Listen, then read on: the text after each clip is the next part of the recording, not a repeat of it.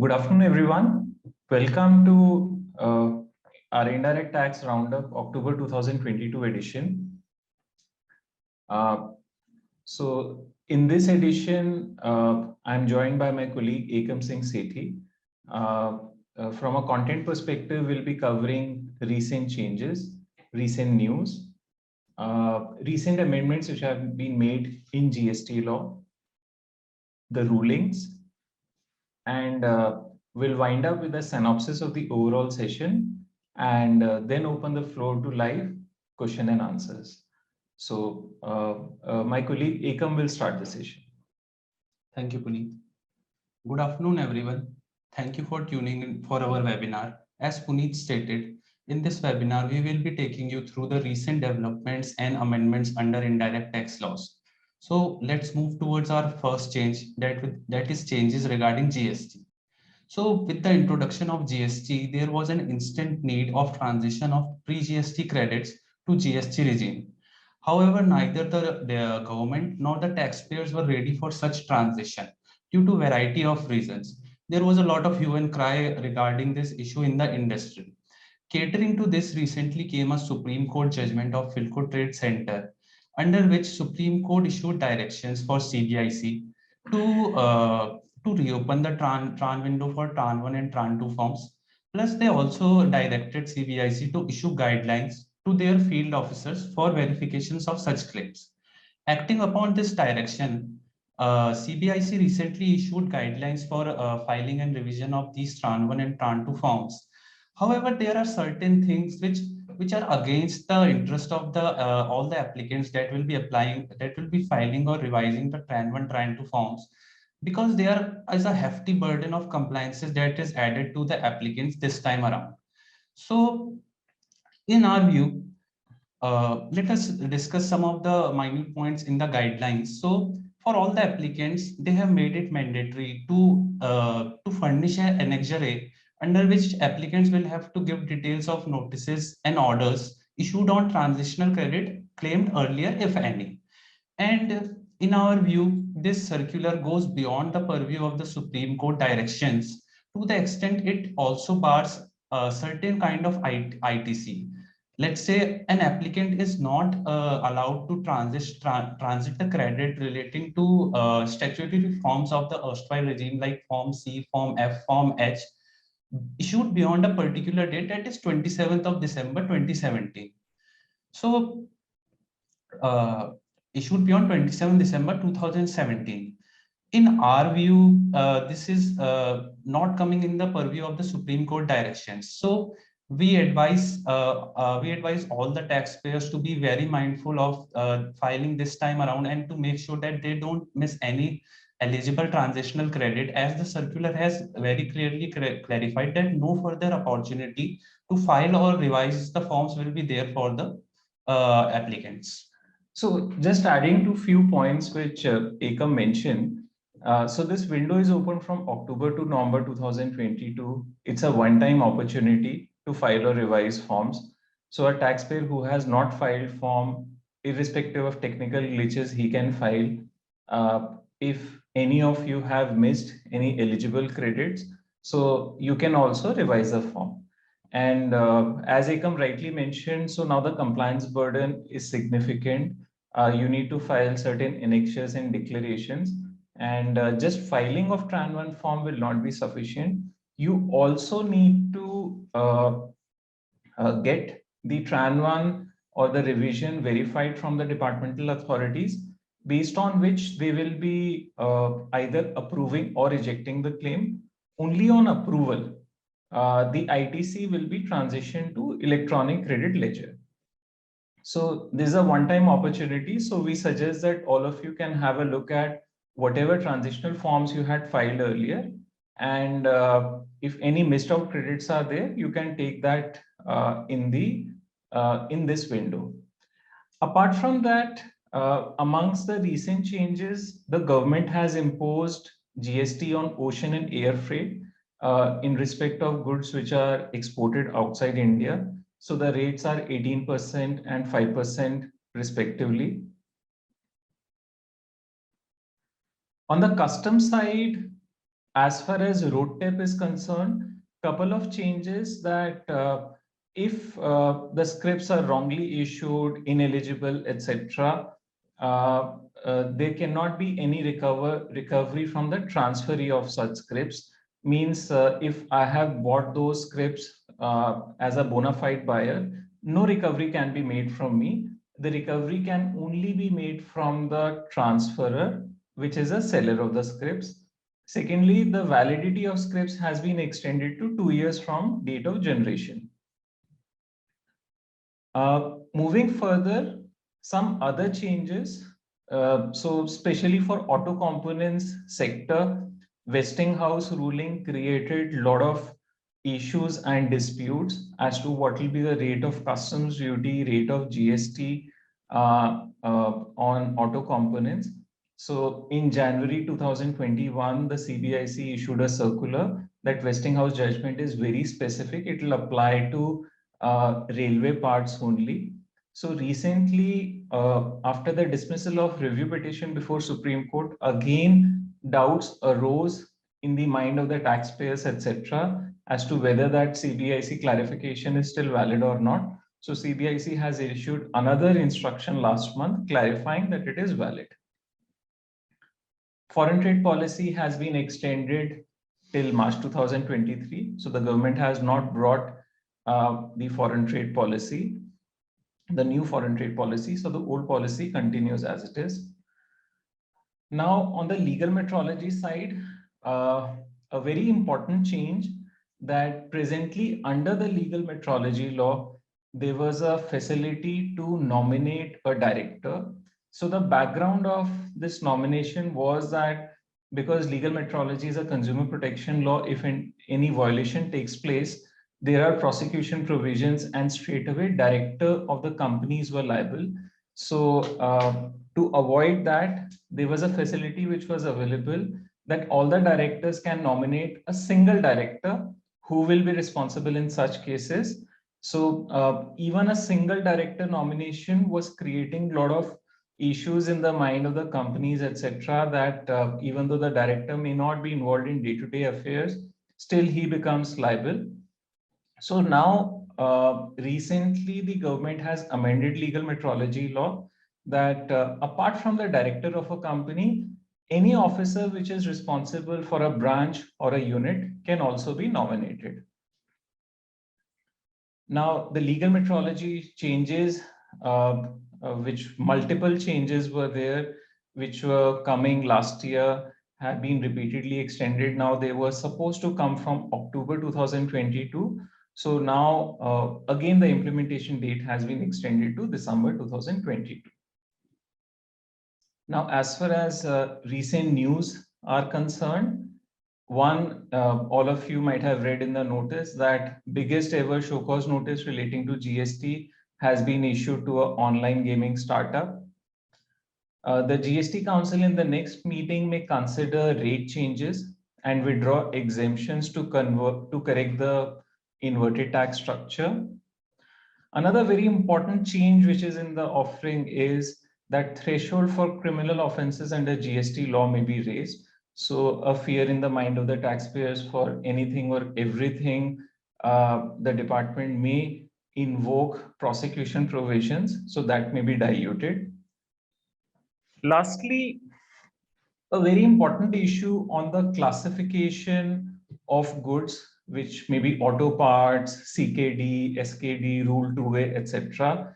So Thailand Supreme Court, they have given an important ruling on the classification of parts where a complete car was imported in a CKD, SKD condition and has import taxes on them. So analysis of recent amendments. Ekum, you can just cover this. Yeah. Sure. So recently, the proposed changes of Finance Act came into effect, and there has been extensions of key time limits under GST. So time limit to avail ITC, reporting of GST credit notes, and rectifications related to GSTR. The time limit has been extended to earlier of November 30, 2022, or earlier or the date of furnishing of annual return. Here, the key point is to be noted that the they have extended date to November 30 and not GSTR 3B of October, that is November 20. So taxpayers need to keep in mind that the date they have also 10 days cushion for them. But as a prudent taxpayer, you should not wait till November 30th, because if you file your GSTR 3B on November 30th, it will result in late filing of GSTR 3. So one important thing to clarify, so the last date of availment of ITC, including for financial year 2021-22 is November 30th, 2022. Under GST law, every taxpayer takes credit by filing GSTR 3B only. Therefore, the 3B of October 22 will be filed only November. So you can assume that whatever credits of last year, if those have been missed or those have to be taken, those can only be taken in October 22 3B only. So it's not November's 3B, it's October 2022 3B. Yeah, please, Ekum. So earlier, filing of GSTR1 and GSTR 3B was only barred if previous tax period GSTR 3B was not furnished. Now, they have also made earlier periods GSTR1 mandatory in order to file the current periods GSTR1 and GSTR3. Moving forward, government has also bring amendment under Rule 37 of CGST rules.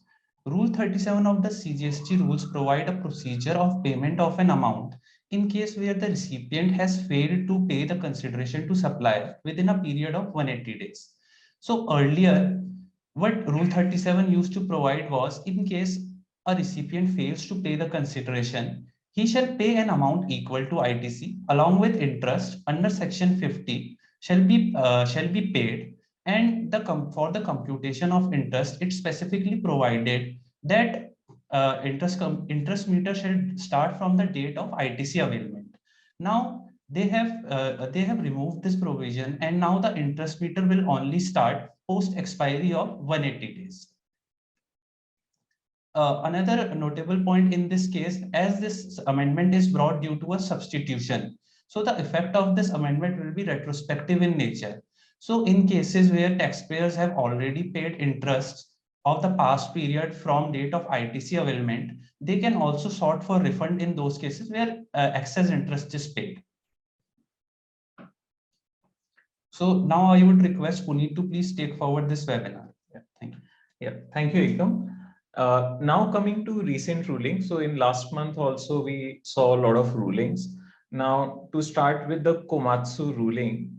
So to give a background of this, many of the multinationals and many of you might be facing investigations from DGGI based on Northern Operative ruling as to whether on secondment of employees GST is payable or not. So even though the issue was decided by 3-member bench, one thing we wish to highlight is that on a similar issue in case of Komatsu, when the matter went before the Sistat held that service tax is not payable. When recently Revenue filed an appeal before Supreme Court, the Supreme Court has issued a notice. So this matter, and there is another matter in case of Nortel Networks. So both the matters are pending before Supreme Court on identical issue of secondment of employees. So here we want to highlight is that despite the ruling of Northern Operative, the issue is still not attained finality, and the Supreme Court in case of Komatsu and Nortel may revisit the issue and decide in favor of taxpayers. Moving ahead, another Supreme Court ruling, which is relating to legal metrology law. So there were a lot of disputes that what does a prepackaged commodity mean? And the relevance of this term prepackaged commodity is that the legal metrology law or the labeling requirements applies to a prepackaged commodity only. So in case of Subhash Arjun Das Kataria, the issue was whether sunglasses qualify as prepackaged commodity or not, because the items like sunglasses might be footwear, garments, etc. These are not off-the-shelf items like a tomato ketchup or say a noodles, etc., which Nestle or Unilever might pack in their factory, and I just pick up from a retailer shop or modern retail, etc. These are the products where I'll actually go to the retailer. I will try whether it fits my requirements or not, and then I will buy. So to that extent, the issue was whether it qualifies as prepackaged commodity or not. The issue was pending before larger bench of Supreme Court because there were contrary rulings of different high courts and Supreme Court. So most of the industry was awaiting outcome of this ruling. But recently, the Supreme Court larger bench has not taken up this issue because in this particular case of Subhash Arjundas Kataria, the respondent had already compounded offense by paying fine, penalties, etc. So the issue is still open, and maybe in future only the issue will be decided on merits. Moving ahead with our first poll question, does GST department need to give prior notice to taxpayer for conducting physical verification of business premise for granting registration? So when we conducted the poll, 79% of the respondents said yes, they need to give a prior notice. But at the ground level, we see many of our clients facing the issue that they apply for registration even when none of the authorized representative is available at the premises. Some departmental officer visits and he cancels that application on the ground that this premise never existed or they do not found anyone. So on this very issue, the Delhi High Court has announced this ruling in case of Curil Tradex. So in this case also, the department conducted inspection of business premises in the absence of petitioner's authorized representative. So High Court rejected that action of the department. High Court held that department must conduct verification in presence of authorized representative. And very importantly, department needs to give prior notice of inspection to the taxpayer so that he or his authorized representative is available. Moving further, the Bombay High Court ruling in this case, the petitioner was actually liable to pay GST under reverse charge. So with this, we come because it was availing services from railways. Thank you but it mistakenly paid the entire GST amount within time to railways itself. Yeah. Thank you. And the department approached the petitioner on the ground that you should still pay GST under reverse charge and impose interest penalties, etc. So High Court held that first, the railways should refund the GST amount to petitioner and petitioner should deposit GST within 7 days of receipt from railways. A very important point for which we are covering these rulings is that High Court also directed authorities to sympathetically consider not to levy interest and penalty. So in any case, in this case, penalty was not imposable because there was no malified conduct. But very importantly, the High Court has directed authorities not to impose interest unless they feel that there was a malified conduct. So in our view, to this extent, this ruling is not correct because interest is a statutory levy and no court can waive it off. So let us see how this ruling will shape up in Supreme Court. Moving to the Calcutta High Court ruling, very important issue which many of you and many of our clients also face, that multiple wings of GST department proceeds against a taxpayer on the very same issue, etc. So same thing was happening in this case. There were 3 wings of GST department. So the Calcutta High Court quashed proceedings which were initiated by 2 wings in this case, which is anti-evasion wing and range office. Coming to the second poll question, can a taxpayer utilize electronic credit ledger to make pre-deposit for filing appeal? So 72% of the respondents or the participants felt yes, it can be used. So on the same lines, there's a recent Bombay High Court ruling which said that pre-deposit under GST can be made through electronic credit ledger. And on similar lines, earlier also Allahabad High Court held that the department should not insist taxpayer to make pre-deposit through electronic cash ledger. So even though there are other High Court rulings stating to the contrary, so let us see how the Supreme Court will finally decide this issue. Now coming to the advanced rulings, So in this case, the taxpayer was giving goods to retailers under sales promotion scheme, which was, say, if you buy 10 units from me, I will give one more to you. So the issue was whether the items which were given free will be eligible for ITC or not. So the AR held that ITC is not available because the goods were given voluntarily and qualify as gifts, and goods were used by retailers for personal consumption. So in our view, this ruling is incorrect because these were not gifts. The fact that my customer bought 10 units, he was legally entitled to get one more unit from me. So I was contractually obliged to give those gifts. And this is duly clarified by CBIC circular and multiple rulings, etc. Secondly, how retailers use those goods, whether for personal consumption or business use, etc., that's totally irrelevant, because the issue to be seen is whether I'm giving it as a gift or as a contractual obligation. Moving ahead, a couple of advanced rulings, again relating to the vesting house issue. So in the first case, the taxpayer was supplying roof-mounted AC, which was meant to use in railway coaches. And in the second case, he was supplying rooftop AC systems, which were used in buses, etc. So despite the fact that these goods were customized or could have been used in railways or buses only, the Advanced Ruling Authority held that these will get qualified as air conditioners under chapter heading 8415, and they have not applied 8708 or 8605 as headings. Another ruling on ITC. So in this case, Myntra was buying vouchers and subscription packages, and at the time of redemption of loyalty points, whichever customer was eligible, those were given to them.